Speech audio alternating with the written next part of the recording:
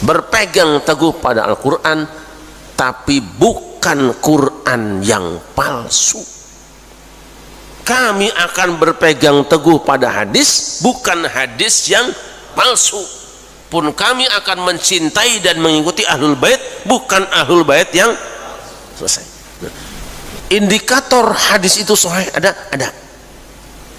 Tanda-tanda hadis itu palsu ada. Pun tanda-tanda Ahlul Bait palsu ada. Nabi SAW beliau memesan kepada umatnya dua hal. Ma in tamassaktum bihima lan tadillu ba'di. Semenjak kamu masih berpegang dengan dua hal ini, kamu nggak akan sesat, nggak keliru. Kitabullah wa itrati, Al-Quran dan keluarga Nabi Muhammad SAW. Habaib maksudnya. Ada riwayat hadis Kitabullah wa sunnati, kitabnya Allah dan sunnahnya Nabi.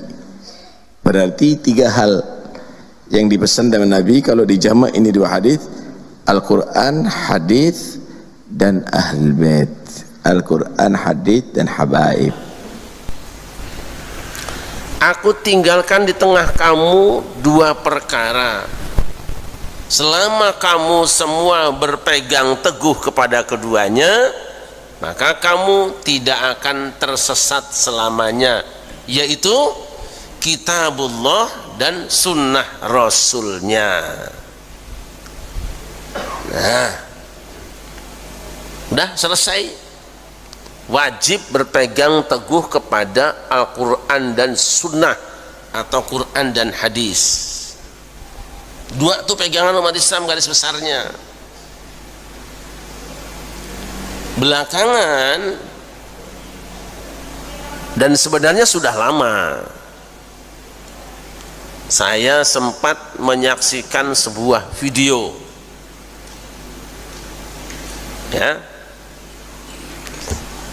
yang seakan-akan menafikan kewajiban berpegang teguh pada as-sunnah. Karena apa? Ada hadis yang redaksinya sama dengan yang tadi, tapi ujungnya berbeda.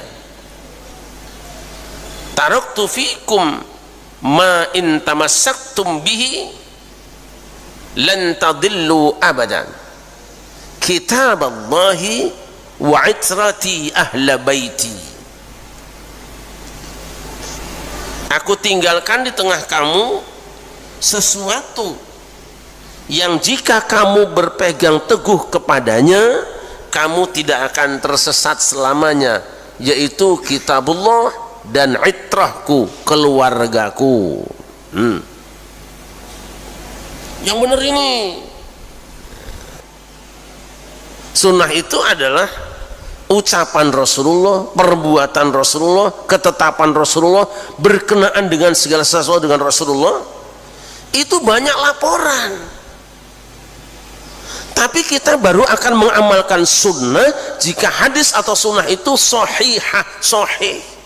Nah, untuk sahih ada persyaratannya. Itu laporan tentang Nabi itu jutaan jumlahnya dulu, itu banyak sekali. Rasul bersabda, Rasul melakukan ini, Rasul melarang anu, ramai sekali. Termasuk hadis terong, siapa yang makan terong, ada itu.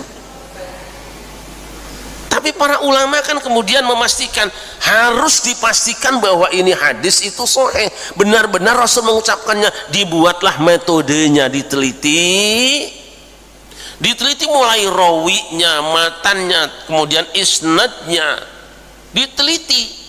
Satu hadis itu dibaca, diteliti, ditelusuri semua. Kamu dengar dari siapa? Dari Ustadz Hamdi.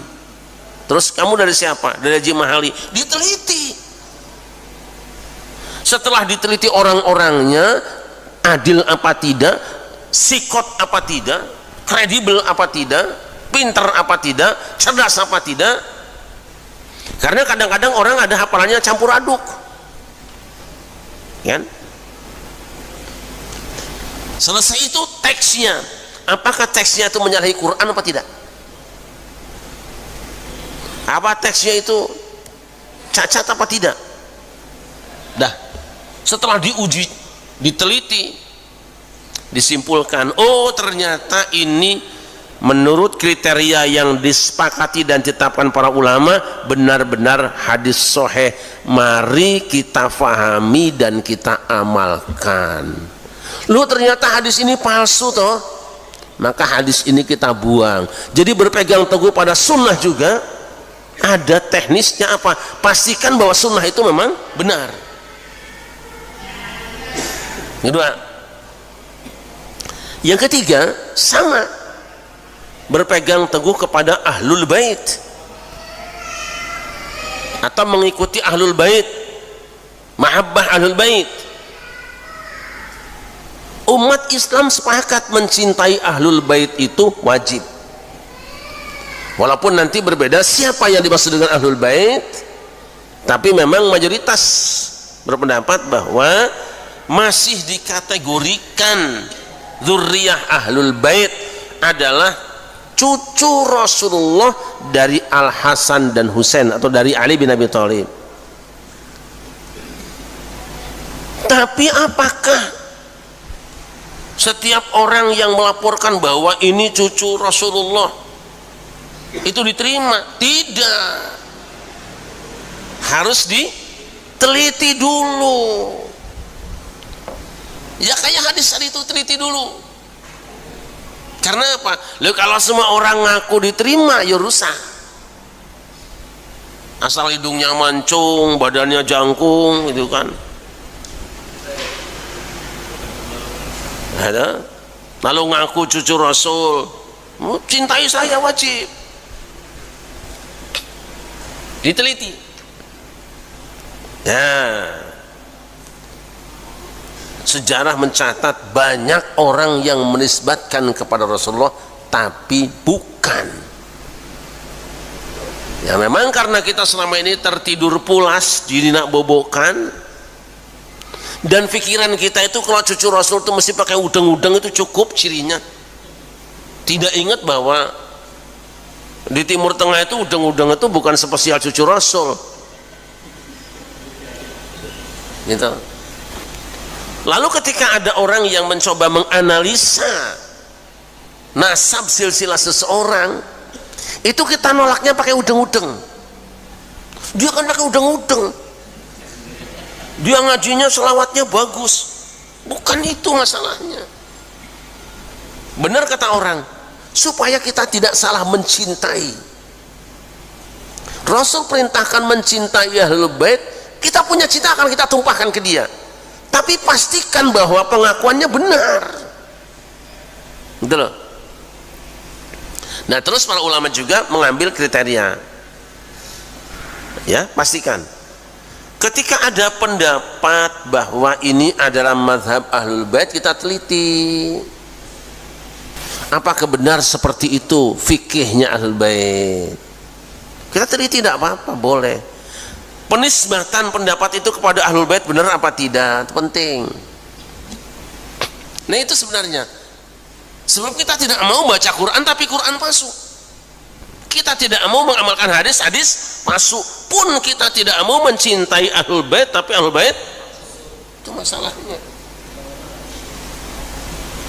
Yang tahu ini benar apa tidak ada ahlinya semua. Nah kita orang awam nggak usah ikut campur lah. Saya campur. Ada dewek-dewek ahli ini. Saya tidak percaya dengan ini, ya diskusi. Ya? Gak mungkin lah masa firman Allah kayak gini, teklor ini. Diskusi kepada ahlinya. Hadis ini gak mungkin dhaif, ini pasti sahih. Real. Ini sisanya pasti benar. Ayo diskusi.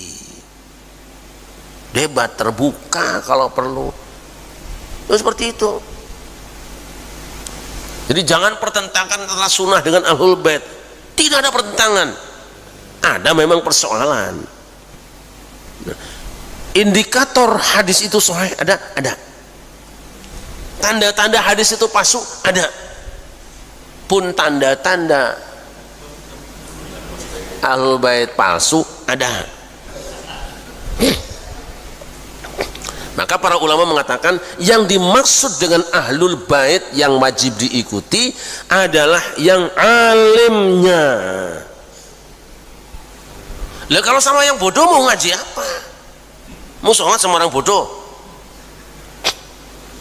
Gitu loh.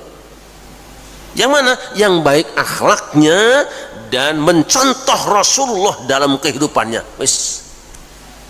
Ayo kita lihat Rasul pernah berdoa, Allahumma ij'al rizqa ali Muhammadin qutan. Allahumma ij'al rizqa ali Muhammadin qutan. Ya Allah, jadikanlah rezeki ali keluarga Muhammad itu hanya pas-pasan. Ada yang gitu sekarang?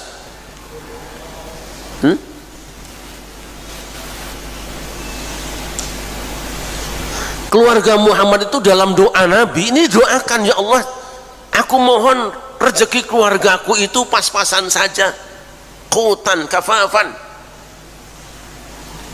Kira-kira doa Rasul dijabah nggak? Jadi kalau ada yang mewah-mewah itu pas nggak dengan doa tadi? Dua, inna la tahillu lana sadaqah. Kami ahlul bait, sedekah itu tidak halal buat kami. Tidak boleh, zakat tidak boleh, sedekah tidak boleh. Jadi kalau ada orang minta sedekah itu pas nggak? Ngaku cucu Nabi. Ayo. Bagaimana pula kalau orang ngambil kotak amal? Saya kemarin dapat laporan dari seseorang, nanti aja kita angkat, videonya ada. Bahwa seseorang itu jadi kaya raya gara-gara kotak amal di kuburan, miliaran.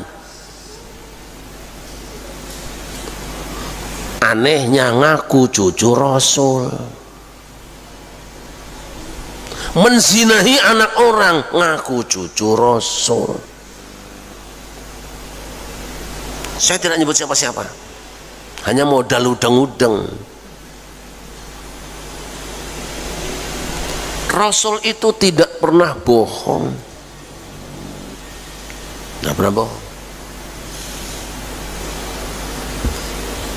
Dan Rasul berbicara, ahlul baitin Nabi itu lurus, bersih. Karena kalau mau berbicara, mau berbuat, mau bertindak itu mikir malu, jangan sampai Rasul dipermalukan. Jadi saya ulangi, kami akan mengamalkan Al-Quran, berpegang teguh pada Al-Quran, tapi bukan Quran yang palsu. Kami akan berpegang teguh pada hadis, bukan hadis yang palsu. Pun kami akan mencintai dan mengikuti ahlul bait, bukan ahlul bait yang selesai.